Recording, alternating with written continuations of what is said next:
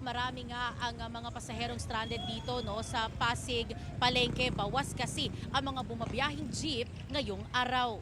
Karamihan sa mga commuter dito ay yung mga papasok sa kanilang eskwela o trabaho. May mga nakausap tayong kalahating oras nang naghihintay ng masasakyan.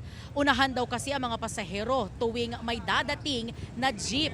Kaya iilan lang ang nakakasakay. Ang mga babae at matatanda nakikipaghabulan na rin. Ayon sa ilang commuter, ganito rin ang sitwasyon nila kahapon. Late na nga raw sila sa kanilang mga trabaho.